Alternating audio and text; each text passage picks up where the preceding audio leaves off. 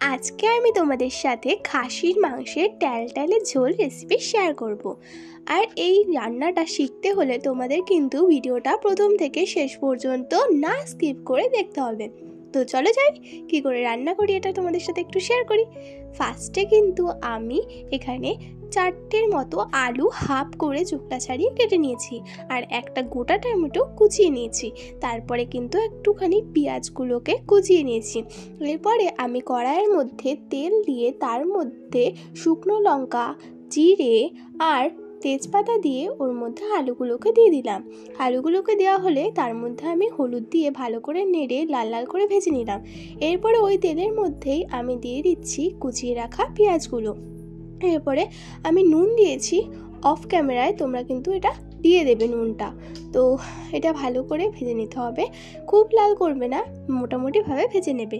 এরপর আগে থেকে তৈরি করে রাখা মশলার মধ্যে আমি দিয়েছিলাম রসুন, আদা, কিছুটা পরিমাণ পেঁয়াজ, জিরে, লঙ্কা, শুকনো লঙ্কা, এগুলো পেস্ট করে কিন্তু আমি এখন মশলাটা দিয়ে দিলাম। তো এর মধ্যে আমি কিছুটা পরিমাণ টমেটো দিয়ে দিয়েছি, যেটা তোমাদের সাথে শেয়ার করেছিলাম। আর এবার আমি হলুদ দিয়ে দিচ্ছি। হলুদ দেওয়ার পর আমি এখানে পরিমাণ মতো গরম মশলা, মিট মশলা আর লঙ্কা গুঁড়ো দিয়ে দিলাম।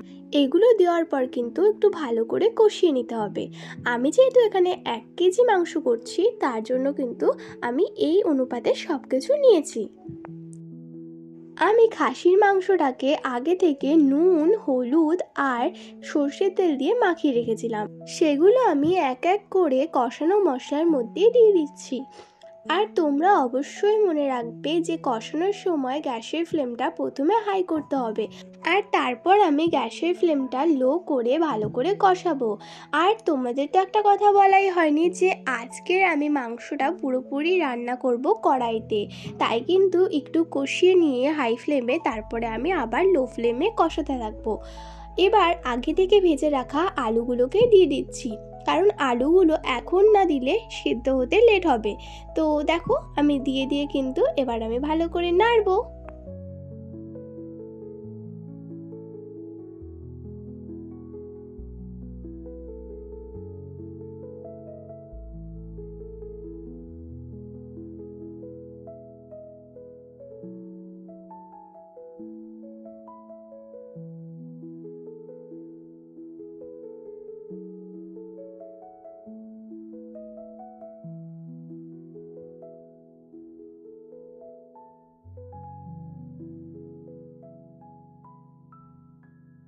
পুরো মাটনটা লো ফ্লেমে খুব ভালো মতো কষানো হয়ে গেলে আমি এর মধ্যে দিয়ে দেব 2 গ্লাস গরম জল। তোমরা গরম জল দেবে, কারণ গরম জল দিলে এর টেস্টটা খুবই সুন্দর হয়।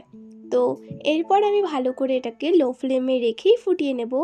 আর তোমাদের একটা কথা বলছি, যেটা হচ্ছে কষানো হয়ে গেলে যখন তোমরা জল দেবে তখন কিন্তু গ্যাসের ফ্লেমটা অবশ্যই হাই করে রাখবে। আর হ্যাঁ, আমি কিন্তু চর্বিগুলো লাস্টে দিয়ে দিয়েছি, কারণ চর্বিগুলো আগে থেকে দিয়ে রাখলে সেগুলো কিন্তু সব গলে যাবে।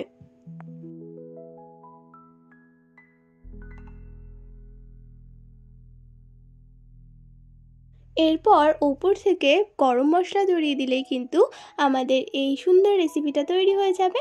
এরপর আমি এটাকে কিন্তু মিক্স রাইসের সঙ্গে সার্ভ করছি। তো কত সুন্দর লাগছে আজকের এই মাটনটা।